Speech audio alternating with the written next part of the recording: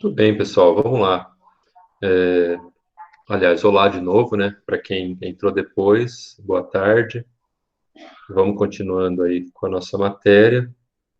Hoje eu vou falar para vocês de mais dois elementos dos quatro que eu tinha comentado lá na 2 ou 3 semanas atrás, que fazem parte da. Deixa eu botar minha carinha aqui para vocês me verem, né? Aí, que fazem parte. Aí, agora vai. Os quatro elementos que fazem parte da arte, especialmente da imitação da realidade, porque é isso que eu quero que vocês aprendam nesse momento. Depois dessa aula e da próxima ainda, a gente vai entrar no Renascimento. Acho que todo mundo aqui já ouviu, né? Já viu alguma coisa do Renascimento com a Liliana ou com a Liliana não, com a Priscila, ou ainda vai ver.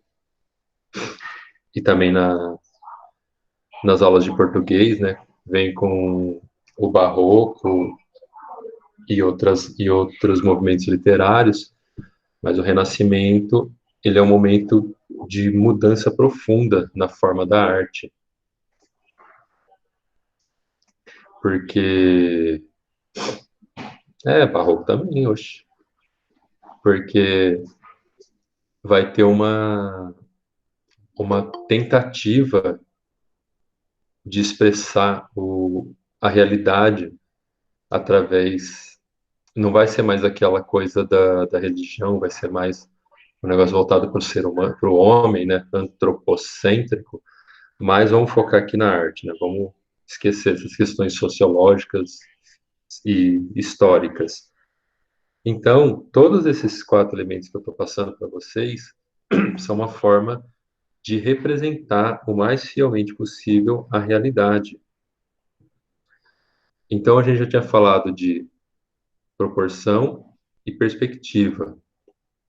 Hoje a gente vai falar de sombreamento, proporção, perspectiva, sombreamento e composição. Mas antes eu quero mostrar, como teve ainda algumas pessoas com dúvidas sobre a perspectiva, eu vou mostrar para vocês uma imagem que eu acho que vai ajudar bastante. Quem ainda não compreendeu, agora vai compreender melhor, assim que a imagem quiser abrir, né? Vamos tentar de novo aqui.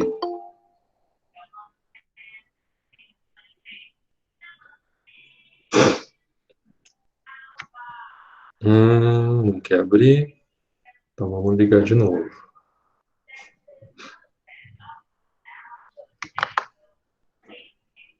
Abrir com Paint.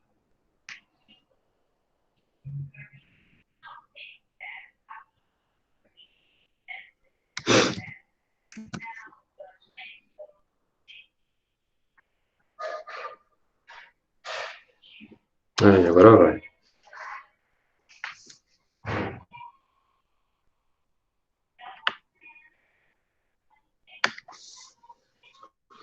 Pessoal, todo mundo está vendo uma foto aí? Sim, Sim. sim. Maravilha. Sim. Então, gente, essa é uma foto da minha casa. A minha casa, como vocês estão vendo aí, é um grande vagão. Essa foto está mostrando o corredor, né? Essa foto eu tirei no verão, quando eu estava pintando as paredes, repintando as paredes. E dá para ver, deixa eu ampliar um pouco. Bom, dá para ver aqui o corredor da casa, né? E dá para ver aqui ao lado direito a janela, uma janela escura, porque essa área aqui é coberta, né? Então é mais escuro. Isso, eles estão fazendo uma viagem técnica para minha casa, para aula de artes. É, Lá no fundo, deixa eu aumentar a imagem aqui. Lá no fundo tem um vaso de flor. E aqui à esquerda também tem um vasinho tem um monte de vaso de flor, que eu tenho um jardim vertical na minha casa. E lá no fundo aquele vasinho de orquídea, que acho que vocês estão conseguindo ver ali, né?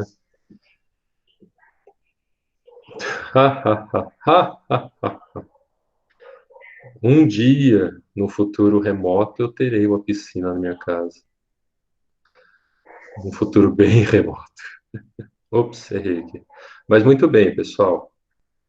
Ó, vocês perceberam, a minha casa, como a casa da imensa maioria das pessoas, ela é feita com linhas horizontais e verticais. As minhas janelas não são tombadas. As minhas janelas são verticais, são todas alinhadas, né? Como qualquer casa. Você veio o pedreiro aqui, aprumou, nivelou, então é tudo bonitinho, assim, tudo as paredes em pé, direitinho, igual qualquer outra casa. Por que que eu estou falando isso? Porque essa foto, ela foi tirada com uma câmera. Só que a câmera não está mostrando as paredes horizontais e verticais. O que ela está mostrando são as paredes tombadas. Ó, se vocês olharem, esses alinhamentos aqui, eles estão todos na diagonal, estão meio inclinados aqui. Aqui está inclinado, mas no outro sentido. A janela aqui à direita também, ó. Ela está tombando em cima e embaixo, ela está torta. Por que que é assim? Porque a câmera, ela é feita para imitar a forma como o olho humano enxerga a realidade. E nós não enxergamos a realidade em termos de horizontal e vertical. O que nós enxergamos é esse efeito das coisas diminuindo e diminuindo proporcionalmente, de modo que tudo parece inclinado. Agora, olha só que interessante se eu fizer. Deixa eu pegar aqui o tamanho do risco aqui. Maravilha. Dá para enxergar aí, ó, esse risco, essa reta preta. Estão conseguindo ver aí? Então, pessoal, foco aqui. Sim, dá para enxergar. Maravilha. Vocês, eu sei que vocês não têm dons artísticos. Ninguém tem dom artístico. É questão de prática. Alguém aqui nasceu escrevendo? Não. Vocês aprenderam a escrever. Desenhar é exatamente a mesma coisa. Não é questão de dom. Dom quem tem é o super-homem. Mas vamos lá. Então, ó, por que que eu mostrei essas retas? Presta atenção, ó, se eu fizer, eu vou pegar alguns alinhamentos aqui e mostrar para vocês um efeito muito interessante, ó. Primeiro, eu vou pegar essa parede e vou pegar a junção dela aqui com o telhado, ó. Então, eu vou fazer uma reta que cobre toda essa junção, uma reta que está alinhada, então, com essa junção do telhado com a parede. Deixa eu tentar fazer o mais preciso possível aqui. Aí, espera aí que tem mais gente pedindo para entrar. Muito bem, agora eu vou pegar, ó, o cantinho aqui da porta e vou fazer o mesmo procedimento.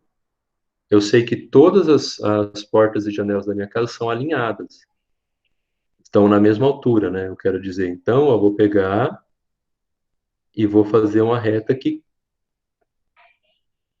alinhe todas as alturas das janelas. Beleza. Agora eu vou fazer a mesma coisa aqui com o rodapé, ó. Vou pegar o lugar onde se encontra o rodapé, todos os rodapés, e vou fazer uma reta que vai cobrir, vai pegar a parte de cima de todos eles. Vou tentar fazer o mais certinho possível com a imagem.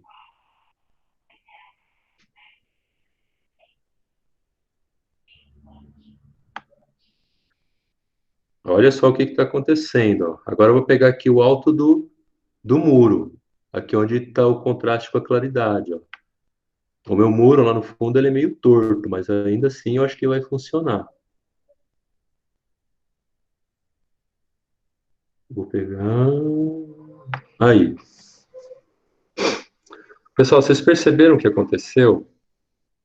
Todas as minhas retas, todas essas retas que eu fiz alinhando, pegando, melhor dizendo, alinhando não, pegando os alinhamentos das coisas que já existem naturalmente na minha casa, porque como eu falei, minha casa é feita como a imensa maioria das casas, né? Nivelado, com prumo, todo cheio de linhas horizontais e verticais. Olha só o que aconteceu. Essas retas desses alinhamentos, eles vão todos para um ponto lá no fundo, que nesse caso está coincidindo com o vaso de planta, né? Com o vaso de orquídea. O que que é isso que eu acabei de fazer, pessoal? Essas aqui são as retas de fuga do desenho de vocês. Todas essas retas de fuga, elas estão indo para onde? Para o ponto de fuga. E esse ponto de fuga fica onde? Fica exatamente em cima da linha do horizonte. Vou tentar desenhar a linha aqui passando em cima desse ponto de fuga. Não ficou exatamente em cima, mas...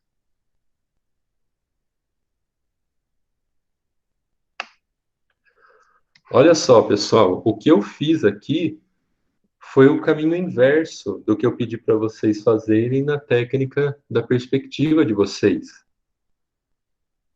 Eu comecei de um desenho real, de uma coisa real, ou melhor, de uma imagem bidimensional, de uma coisa real, e fiz o caminho contrário.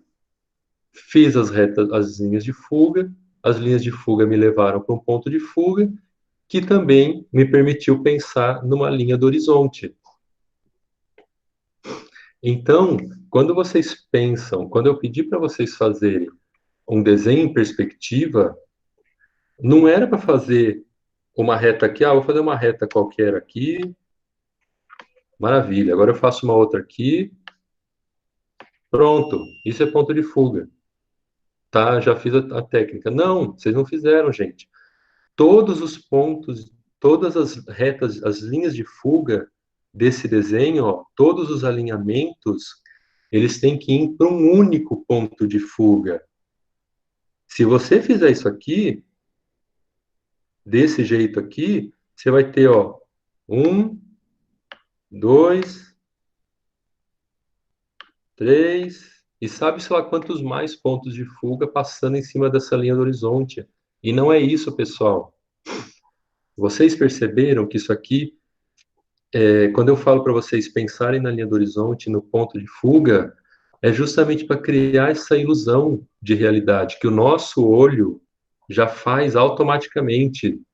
Olha essa janela da direita aqui, ó. Eu vou fazer o mesmo processo. Ops, peguei errado aqui. Vamos pegar a reta. Ai, burro. Vamos lá. Aqui. Ó, vou esticar essa reta, alinhando ela com a quina ali da janela. Vou pegar aqui embaixo de novo, alinhando com a quina da janela da melhor forma possível. E olha só. Olha só, elas não são paralelas. Essas duas retas não são paralelas. Elas, de novo, estão indo para algum lugar aqui no canto da tela, que não deu para esticar a imagem para levar até lá, né? Se eu levar minha linha do horizonte para lá também, essas três retas elas vão se encontrar inevitavelmente no segundo ponto de fuga dessa imagem. Então, uma imagem, um desenho em perspectiva, ou a própria realidade, ele vai ter, no máximo, dois pontos de fuga, que é o da esquerda e o da direita. Quando você está na altura do chão, na altura de uma pessoa normal, olhando as coisas, o que você vai ver é isso. Então, é para isso que serve a técnica da perspectiva, para imitar justamente o que o olho humano enxerga.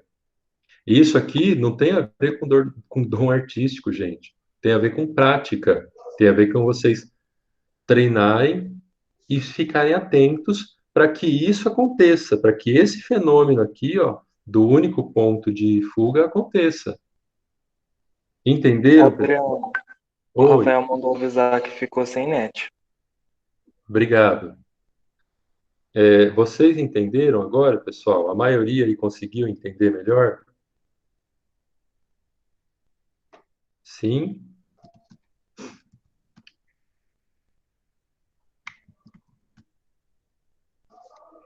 Bom, eu vou acreditar em vocês, hein?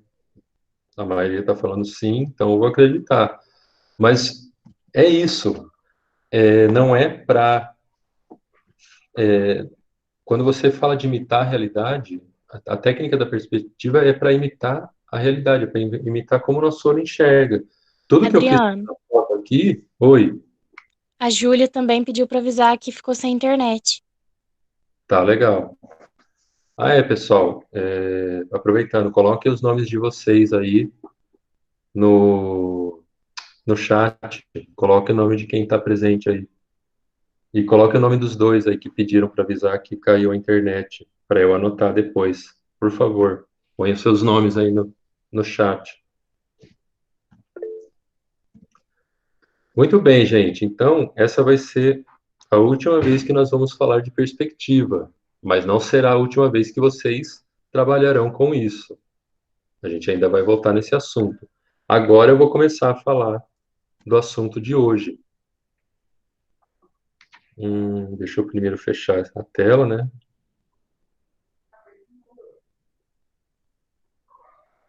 Aí, agora eu vou abrir aqui a outra tela. Nela, aliás.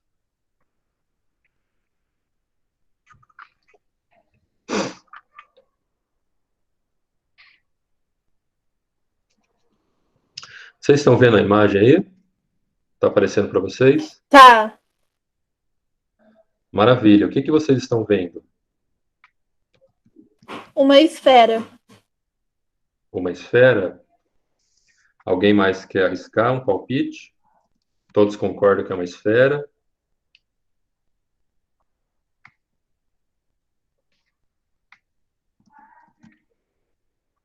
Sim, não? Um ovo? Pode ser um ovo. O que mais? Uma pérola? Uhum. Muito bem, pessoal. Mas isso aqui não é nada disso. Isso é uma figura bidimensional que está sendo projetada pela tela do computador ou celular de vocês.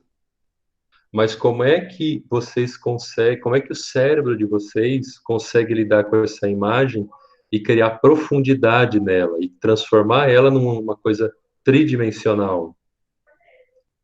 Nesse caso, é graças ao sombreamento, é graças ao jogo de claros e escuros que estão nessa imagem. Essa imagem é um desenho, né? Essa imagem não é uma foto. Essa imagem ela foi desenhada, mas ela foi desenhada pensando em como usar esse jogo de claro e escuro para simular uma coisa que a gente vê o tempo todo, que a gente vê que está na nossa cara, inclusive, na minha cara nesse momento, né? Que é o jogo de luz e sombra, que a gente está exposto o tempo todo. Nesse momento, tanto nessa esfera simulada, como na minha cara, está tendo um jogo de iluminação e de lugares mais escuros. E é isso que o nosso cérebro usa para simular, para trabalhar esses dados e criar essa ilusão de tridimensional, essa ilusão de que a coisa ela tem espaço além do bidimensional. Tudo bem? Sim. Não. Sim. Maravilha. Então, como é que funciona o sombreamento numa imagem? Preste atenção onde vocês estão agora aí, ó. Olhem em volta, no quarto, na sala, não sei onde vocês estão assistindo a aula. Como é que a luz do sol, ou a luz de uma lâmpada, não sei, ela está batendo nos objetos. Se vocês olharem embaixo da cama ou embaixo dos móveis, vai estar mais escuro. Se vocês olharem em cima, vai estar mais claro, porque geralmente a luz vem de cima nas coisas, né? Mas se vocês pegarem o celular de vocês e colocarem ele numa superfície e derem só uma levantadinha embaixo, vocês ainda assim vão conseguir enxergar o fundo desse celular ou desse objeto que estava apoiado sobre uma mesa. Por quê? Porque não apenas a luz direta, a luz de cima, causa iluminação. Isso é um fenômeno científico, vocês já sabem já. A luz vai refletindo, e ao refletir, ela ilumina essa parte de baixo.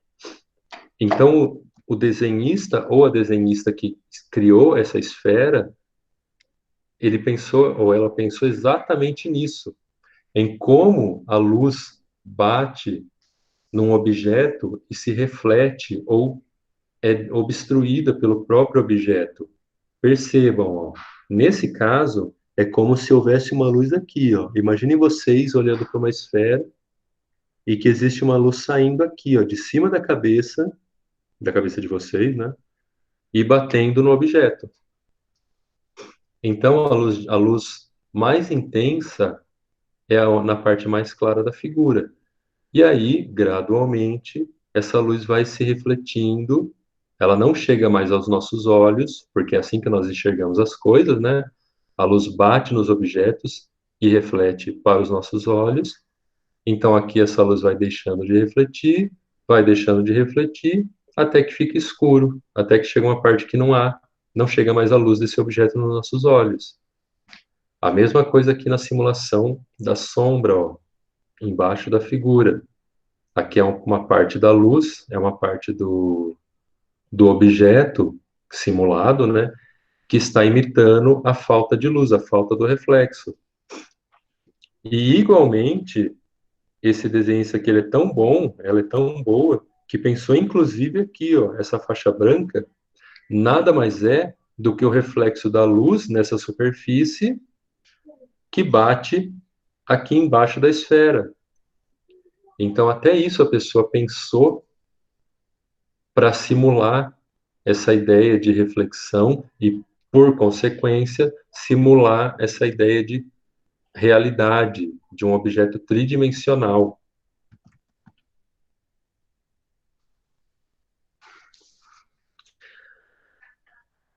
Isso, a luz bate. Pense aí Pensa no celular de você, ó, que está na sua mão agora aí. Como é que você enxerga o seu celular? Isso aí vocês viram em física, né? Como é que você enxerga as coisas? Como é que você enxerga as coisas? Porque vem a luz, bate no objeto, e nessa luz que bate aqui reflete e vai para o seu olho. É assim que nós enxergamos. Nós só enxergamos porque a luz ela vai batendo e refletindo em todo lugar, e conforme ela reflete num lugar, ela vem para os nossos olhos e nós conseguimos enxergar. É assim que funciona. Então, no que bate numa coisa, de novo, pegando o exemplo do celular, no que bate aqui nessa superfície do celular e vem para o meu olho, é o que eu consigo enxergar. Quando você pensa a questão de sombreamento, de desenho e sombreamento no desenho, é exatamente isso que você vai simular. Igual a perspectiva que você está tentando simular a visão do olho humano num ambiente 2D, o sombreamento vai servir para a mesma coisa. Você vai simular a visão do seu olho enxergando um objeto tridimensional, né, numa superfície. Então, ó, se vocês olharem o meu rosto aqui, ó, dá para ver a sombra da minha mão nas coisas aqui, na minha cabeça aqui também. Então é isso, gente. Quando você pensa o sombreamento, é você pensar como esse jogo de luz e de sombra, ele afeta a forma como se enxerga as coisas. Se você faz o caminho contrário, ou seja, se ao invés de você iluminar uma coisa para ver como é que é a sombra e a luz em cima dela, você já começar a pensar ao contrário, como é que eu desenho essa sombra num papel, e como é que eu imito, então, eu simulo onde vai ter sombra e onde vai ter luz, eu consigo criar a realidade em 2D. Ok? Por enquanto? Sim? Sim. Maravilha. Ó, um outro exemplo aqui, gente. É a mesma coisa, só que nesse caso, o, a luz, ela não está mais em cima, não está mais aqui na cabeça. Agora, essa luz, nesse objeto cilíndrico, ela vem de algum lugar aqui debaixo do braço de vocês, ó, à direita. No caso, nós estamos olhando a imagem, né? Então, está aqui na minha direita, mais ou menos aqui embaixo do braço, a luz que está batendo nesse objeto e refletindo, indo para o meu olho. Se vocês verem do lado esquerdo, ó, o sombreamento ele é um pouco mais intenso do que o lado direito, do que do lado direito, o que me dá essa dica de que a luz vem mais vem mais do lado direito. Ao mesmo tempo, essa borda aqui, ó, menos iluminada, me dá a dica de que a luz não vem tão de cima, essa luz está mais para baixo. Só que tudo isso aqui, de novo, não é um objeto real. Isso aqui foi pensado. Isso aqui foi pensado para simular a realidade. Então, da mesma forma que o objeto, que a esfera, né, deixa eu voltar ela aqui. Esse objeto também, esse cilindro também foi pensado para imitar um objeto semi-iluminado dessa forma. E tem até a sombra aqui atrás, ó. O desenhista pensou até nisso. E dá até para a gente perceber, ó, que nessa sombra, esse objeto está apoiado sobre uma mesa. Ele não está apoiado próximo de uma parede. Porque se ele tivesse próximo de uma parede, essa sombra preta aqui no chão, ela estaria projetada aqui atrás do objeto. E não está. Então, esse objeto está em pé sobre uma mesinha ou muito próximo da borda de uma mesa, né, maior, e ele pode cair a qualquer momento. Pode cair aqui no vazio a qualquer instante. Outra coisa sobre isso, isso vale para qualquer figura, ó. Várias figuras em que você olha a forma como elas foram, ou melhor, você primeiro imagina essa figura e em seguida imagina como a luz incide nela, de modo a proporcionar esse senso de realidade, de profundidade que a gente consegue com o sombreamento. Agora, uma dica prática, né? Quando eu for pensar em desenho.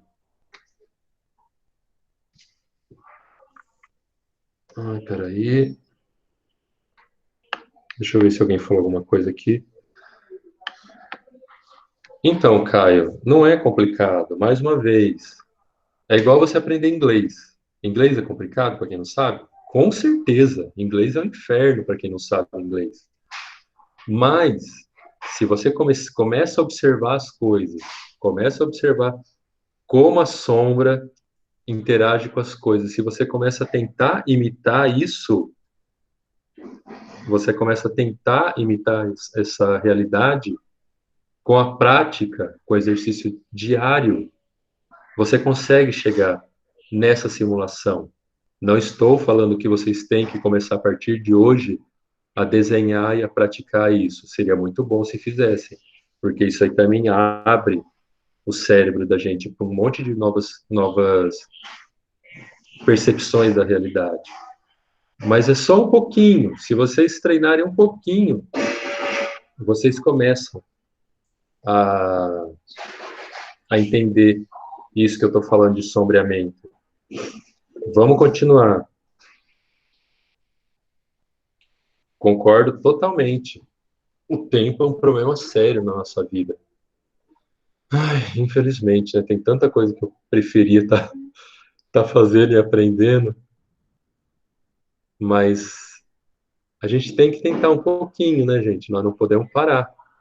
A gente tem que se forçar um pouco sempre, porque é assim que a gente chega em algum lugar. Agora, uma dica prática, ó, quando vocês começarem a praticar, então, os desenhos de vocês. Olha aqui, ó. Esse é um tipo de quando vocês forem fazer o sombreamento de um desenho, evitem fazer a sombra riscos pequenos. Evitem fazer riscos pequenininhos. E também, ó, evitem fazer isso. Uma camada de lápis, supondo que vocês estão fazendo com lápis, né? Uma camada de lápis, não ficou bom. Passa outra camada em cima, e ainda não tá bom, vou reforçar aqui. E mais uma camada por cima, porque isso deixa marca no desenho, ó. Fica estranho. De novo, se o objetivo é enganar o cérebro, se o objetivo é criar uma realidade num lugar bidimensional, isso aqui não vai convencer muito. Então, riscos grandes. O lápis inclinado, não é o lápis em pé, o lápis inclinado, riscos grandes, que englobem todo lugar que você quer sombrear. Depois que você fez esses riscos grandes, aí você pega a ponta do dedo e esfrega sobre o papel, ou um pedacinho de papel mesmo, e esfrega. Isso aí vai espalhar melhor o grafite. E ao espalhar melhor o grafite, vai melhorar esse efeito de gradação, ó, do mais escuro para o mais claro. Isso aqui é chamado de esfumado, essa técnica. E é bastante usada. Inclusive, alguns de vocês usaram no desenho de perspectiva. Pensaram na questão da sombra e até fizeram esse esfumado. Ficou bem legal até. Então, lembre-se disso. Ó. Essa figura da esfera, o cara fez isso. Ele primeiro passou o grafite e depois foi lá e passou o dedo ou um pedaço de papel para espalhar o grafite. E aí deu esse efeito. Só uma última coisa nessa esfera, gente, a textura que você quer imitar é importante de ser pensada antes de fazer o sombreamento. Nesse caso, é uma bola que possivelmente imita um ovo, por causa dessa textura. Se fosse uma bola de sabão, se a pessoa estivesse tentando simular uma bola de sabão, a bola de sabão, ela é muito mais lisa do que um ovo. Então, muito provavelmente, você conseguiria enxergar até a própria fonte de luz aqui, que seria uma lâmpada ou uma janela refletida na superfície dessa esfera. Então, quando você faz o seu desenho, você também tem que pensar na textura dele, na textura que você está tentando imitar, né? Melhor dizendo. Muito bem, pessoal. Sobre sombreamento, o que eu tinha para falar para vocês era isso. Por enquanto, tá mais ou menos claro. Estão acompanhando? Sim. Beleza. Agora eu vou começar a falar com vocês do último elemento, que é a composição. Ó, todo mundo conhece essa personagem, né? Quem é essa personagem?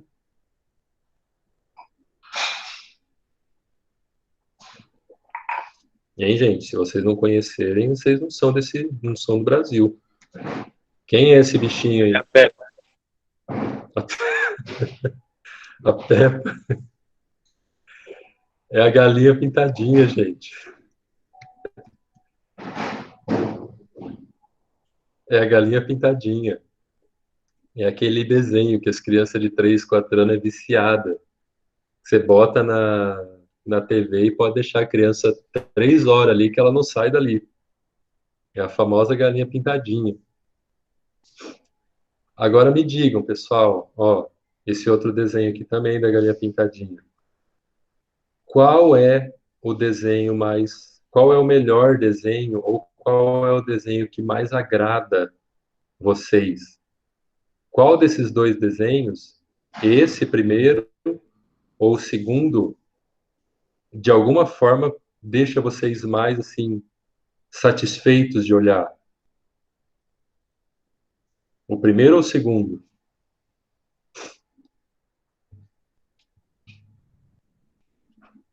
É esse aqui que eu estou mostrando agora?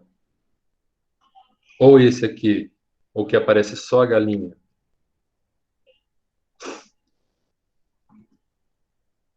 Vamos, gente, ajuda eu a fazer da aula, vai. Para a maioria, eu tenho certeza de o que mais trouxe assim um senso de esse É desenho que tá o pessoal tá respondendo no chat. Sim, eu tô vendo. Ah, sim. Eu tô vendo. Para a maioria, eu tenho certeza de que foi esse desenho que está aparecendo agora aí. Para alguns, foi esse aqui que só aparece a galinha. Para a maioria, foi esse. O que que esse desenho tem que esse primeiro não tem? Me falem, pessoal. O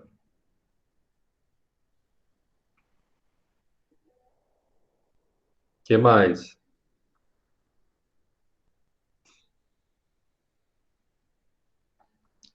Sombra. Pensa em tudo que nós já falamos, gente.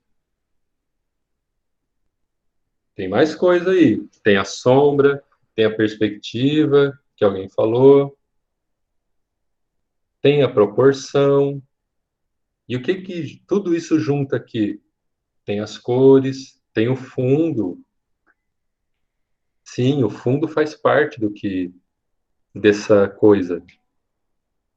O que ele tem, gente, que vocês estão falando aí, cada um apontando para uma característica, é um senso, uma criação de uma realidade palpável, de uma realidade possível, mesmo que essa realidade seja a da galinha pintadinha.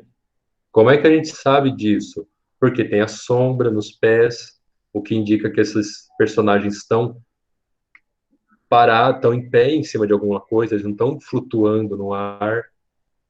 Tem o céu azul atrás, tem o fundo, tem os galinheiros pequenininhos. A gente sabe, na realidade, que um galinheiro é muito maior do que uma galinha.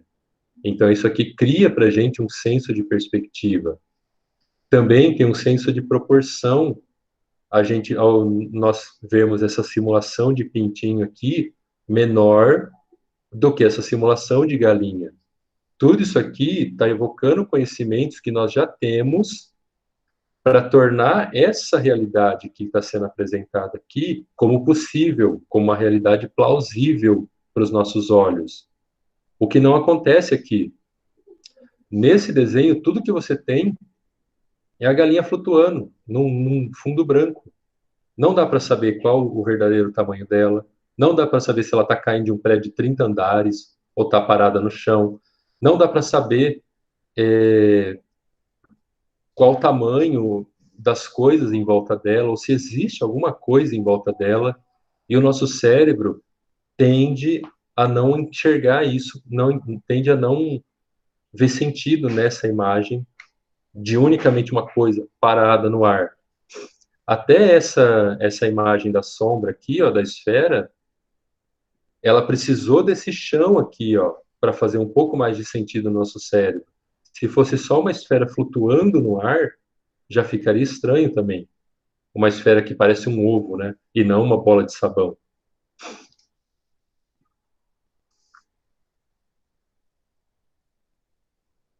Por que o pintinho não tem sombra? Boa pergunta, não sei também. Mas de qualquer forma a gente vê a sombra aqui nos outros dois personagens. E não vale falar que não tem sombra porque é um fantasma ou coisa assim, que vocês estão viajando demais aí no chat. Então, gente, isso é composição. A composição é essa união de pelo menos dois elementos para poder criar uma imagem que seja coerente com o que o nosso cérebro entende ou enxerga como realidades possíveis, ok? Então, toda composição, ela vai ter pelo menos dois elementos. É impossível você fazer uma composição com apenas um elemento. É impossível você simular uma realidade com apenas um objeto flutuando numa folha de sulfite sem mais nada desenhado. Mesmo um desenho apenas de uma mãe segurando um bebê já é uma simulação, já é uma composição, porque aí você tem ideia de relação dos tamanhos de uma mãe e de um bebê. Ok? Então, como funciona a composição? Ó? tem aqui uma imagem. Deixa eu tentar aumentar. Fica mais fácil de ver. Essa aqui é uma composição com 3 objetos, ó. A mulher, um abajur e uma porta. Nesse primeiro desenho, a mulher está no primeiro plano, né? E lembre-se disso, o primeiro plano, plano geral, panorâmica, que são elementos dos quadrinhos e do cinema, que fazem parte da composição, quando você pensa em composição. Então, nessa imagem, ó, a mulher está em primeiro plano. O abajur está no meio, entre ela e a porta está no fundo. Então, nesse primeiro caso, o destaque é todo para a mulher. Nesse segundo momento, a composição muda. Agora a mulher está entre o abajur e a porta. Isso, entre o abajur e a porta. Mudou a relação dos objetos, mas o destaque ainda fica com a mulher. Nesse terceiro momento, mais uma vez mudou a composição. Agora o abajur ocupa quase toda a tela. Mas ainda assim, graças à relação de claro e escuro aqui, ó, a mulher ainda consegue se destacar. Por que que ela se destaca, gente?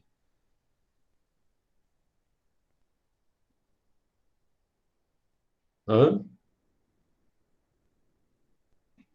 Cores fortes. O que mais? Continuem.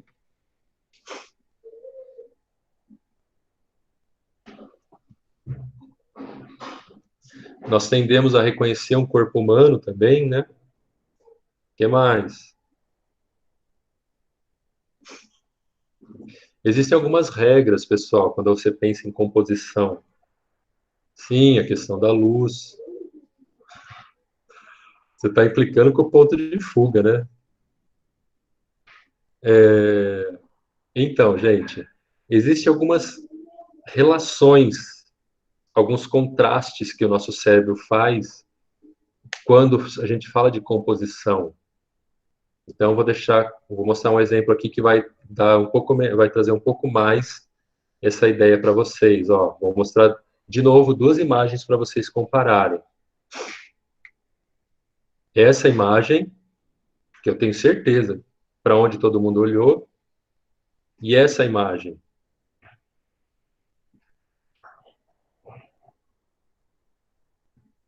O que chama mais atenção nessa imagem, pessoal?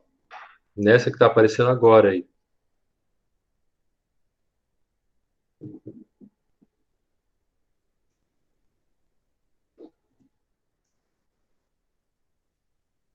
O que aparece... o que está chamando mais atenção? O pessoal está escrito aqui, ó. Está escrevendo, aliás. Sim, gente. O que chama imediatamente a atenção nessa imagem é o quadrado preto. Quando você inverte um pouco a imagem, quando você muda um pouco essas relações, o quadrado ainda tem mais destaque. Só que a atenção de vocês, ela migrou um pouco aqui. Do lado esquerdo, totalmente no centro da imagem, para um pouquinho mais, perdão, do lado esquerdo, totalmente no centro do quadrado. Nessa segunda figura, ela migra um pouquinho para a direita. A sua atenção, a atenção de vocês vai ficar um pouco mais aqui, ó, no meio das imagens. Porque existe uma relação, pessoal. Ó, agora eu vou mostrar aqui. O nosso cérebro, ele tende a dar mais atenção para um objeto dependendo da cor dele, do tamanho. Ó, a gente tende a olhar mais para objetos grandes do que pequenos. Da forma, objetos com pontas ou muito alongados tendem a chamar mais a nossa atenção. A questão da sombra, objetos muito escuros chamam mais atenção do que claros. A questão das cores, objetos vermelhos ou azuis tendem a chamar mais a nossa atenção do que verdes, laranjas.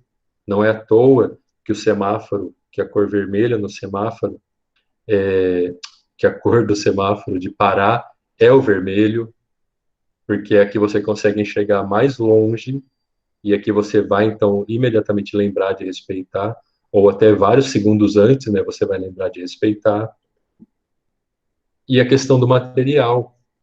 Coisas brilhantes chamam mais atenção do que coisas opacas.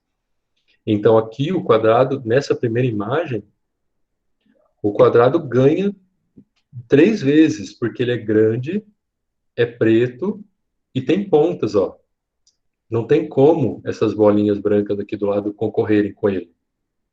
Quando você tira, pelo menos o preto do quadrado, aí você consegue e joga esse preto aqui para as bolinhas, então você consegue equilibrar um pouco mais essa atenção do seu observador para o centro.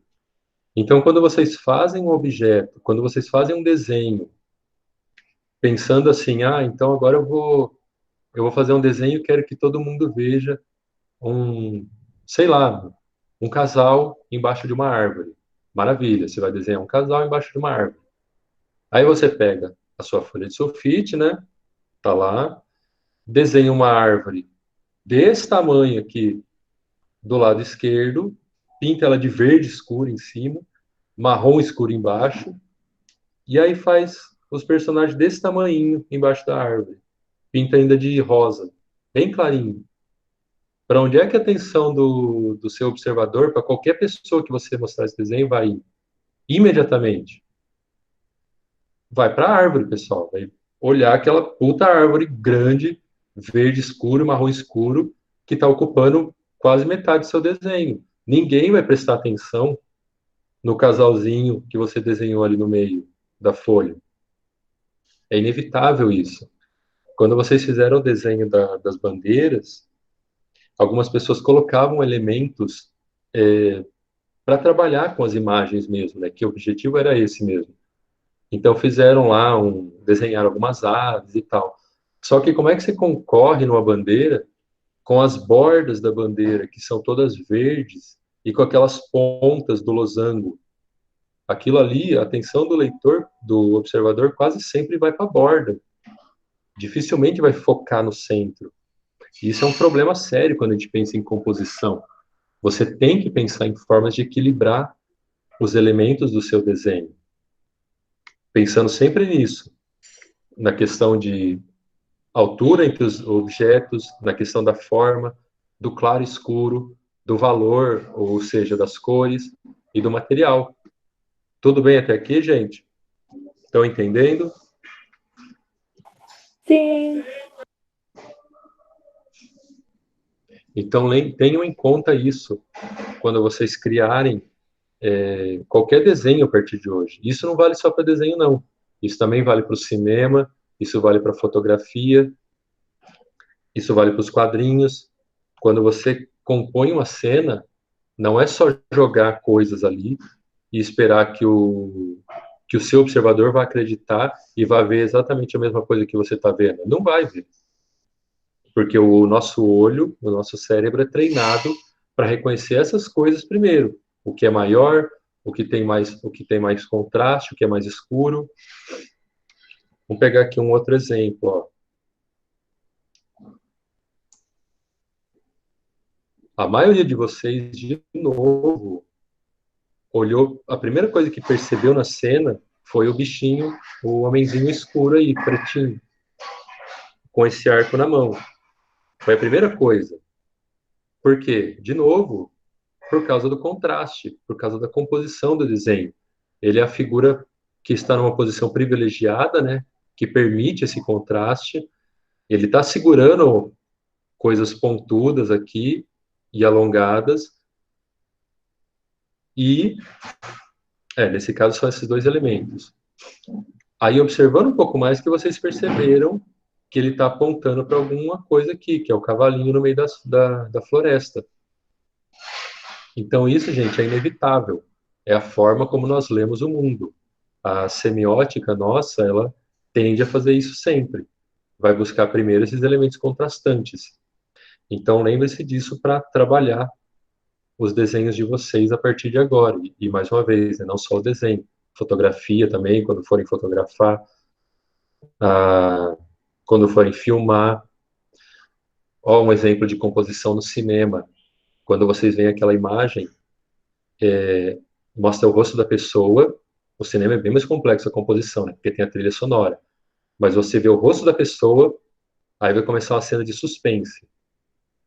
Aí então começa aquela música, né? Que é uma música em tons graves. Tam, tam, tam, tam, tam. E aí o close da câmera vai fechando.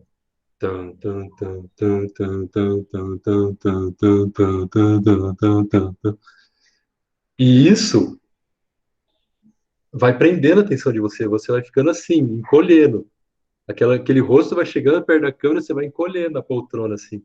Vai acontecer alguma coisa, vai acontecer alguma coisa. E isso é feito de propósito. Isso aí é um elenco um exercício de composição. A trilha sonora, o close fechando no rosto da pessoa, a expressão da pessoa, tudo concorre para criar em você, observador, essa sensação de opressão, de medo, de que algo vai dar errado.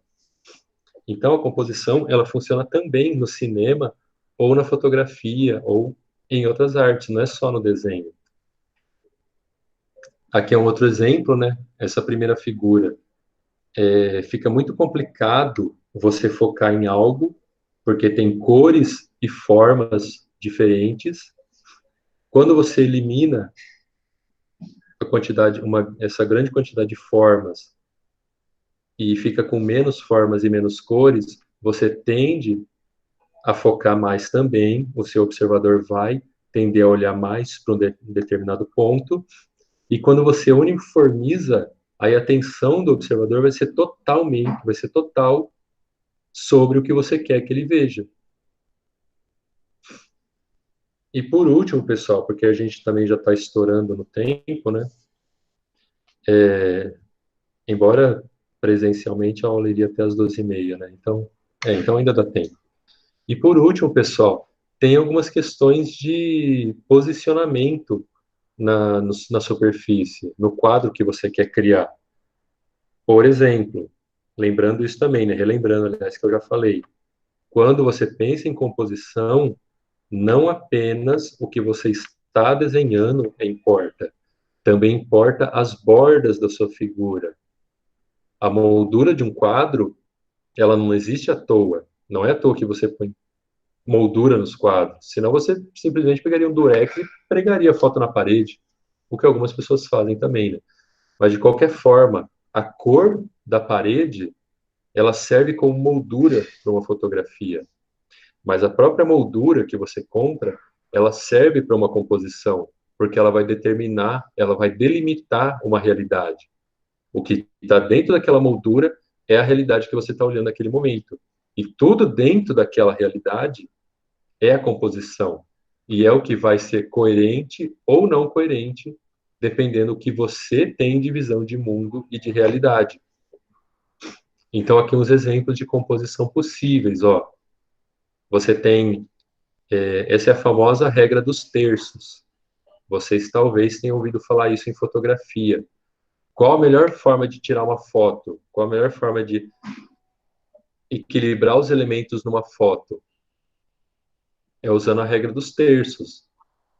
Você divide a sua imagem em 9 partes, fazendo esses 2 riscos horizontais, 2 retas horizontais, 2 retas verticais, e posiciona os objetos que você quer mais, que chame mais atenção, nesses cruzamentos. Então, ó, aqui nesse caso, eu estou segurando a caneca, a minha cara está no meio, mas a caneca ela está no cruzamento de 2 terços. Além de que ela é vermelha, né? Então ela chama muito mais atenção do que a minha cara rosa, ou sei lá que cor que é essa. Quando vocês quando vocês pensarem em composição, essa é uma forma de se posicionar os elementos que vocês querem trabalhar, querem criar, né, querem desenhar, para que o seu observador perceba melhor a regra dos terços. Também existe a possibilidade... Pessoal, aliás, tudo bem até aqui? Está todo mundo em silêncio aí? Todo mundo dormiu? Estão acompanhando? Tem alguma dúvida? Querem perguntar alguma coisa? Querem perguntar uma coisa de composição? Por enquanto está claro? Então vamos lá. Maravilha. Se está todo mundo acompanhando e está todo mundo acordado, que bom. Então, voltando aqui então. Peraí, aí, voltou a figura. Outra forma de pensar composição, pessoal, além da regra dos terços, que é muito famosa na fotografia, você tem a simetria. Você posiciona dois objetos de forma simétrica, um espelhando o outro. Então, a gente pode criar alguma relação de simetria numa imagem. Uma mão imitando a outra. Isso faz o nosso cérebro achar esteticamente mais bonito uma imagem. Outra forma de composição é com o uso de figuras geométricas. O triângulo é muito usado quando você pensa nesse tipo de composição. Então, o exemplo aqui, ó, eu faço um triângulo, e aí nas pontas desses triângulos eu coloco os objetos que eu quero que tenham a atenção do meu observador. Então, aqui eu tenho o rosto de uma pessoa, aqui o rosto de outra pessoa, e aqui um objeto. A nossa atenção vai ficar percorrendo esse triângulo aqui, ó, observando essas três coisas ao mesmo tempo. Ainda usando o triângulo, ó, e agora uma combinação de triângulo e simetria, você tem essa possibilidade, ó. Você faz uma pessoa no centro da imagem e duas pessoas espelhando, duas pessoas equilibrando, como se fosse uma balança dos lados. Então tem essa relação também. Você está usando a figura geométrica e a simetria.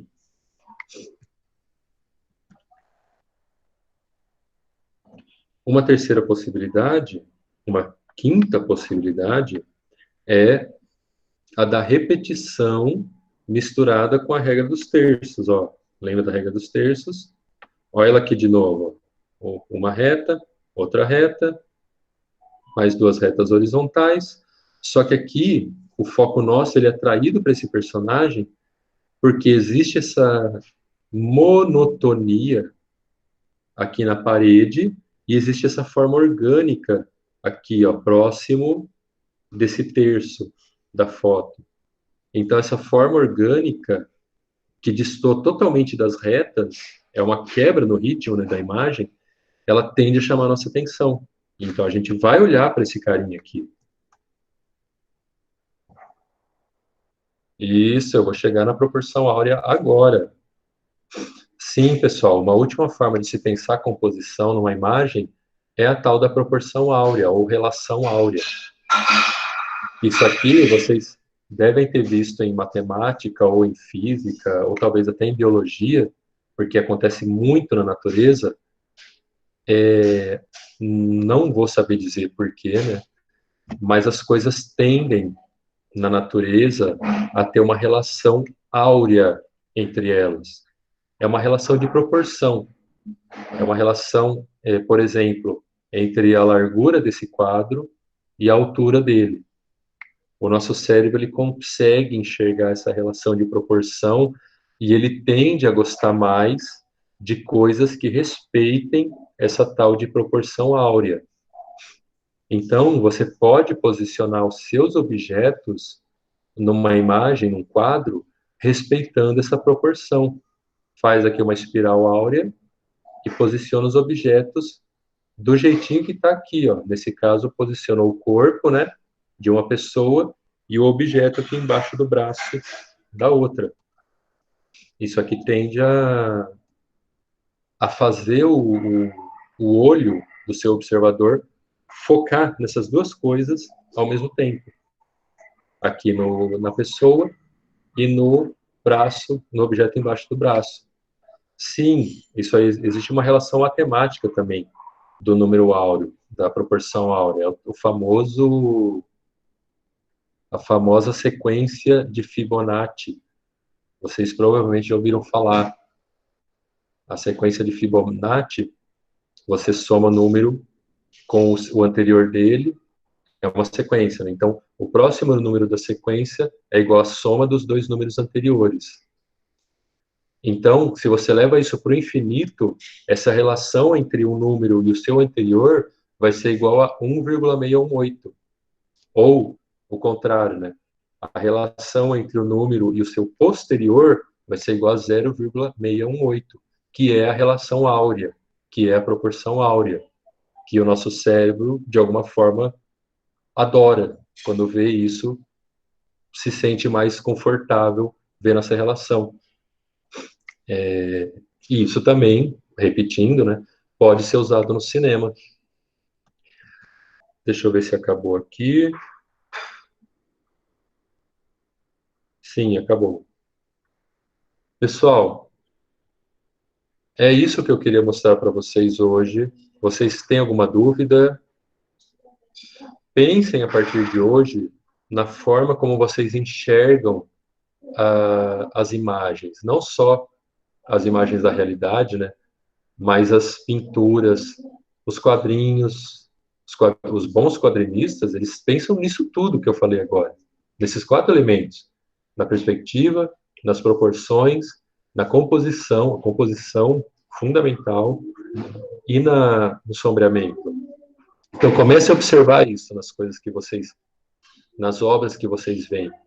Comece a observar isso no cinema, comece a observar isso nos quadros. Tá tudo lá, tá tudo intrínseco ali, de alguma forma ou de outra. Muito bem, gente. Todos colocaram seus nomes aqui no chat, que eu já vou encerrar a gravação. E a gente já...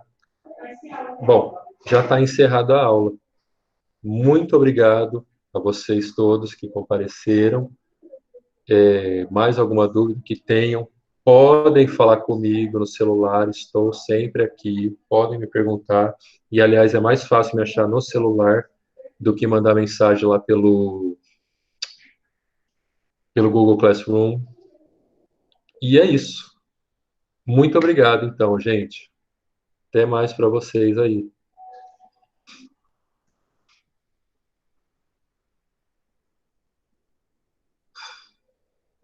Boa noite.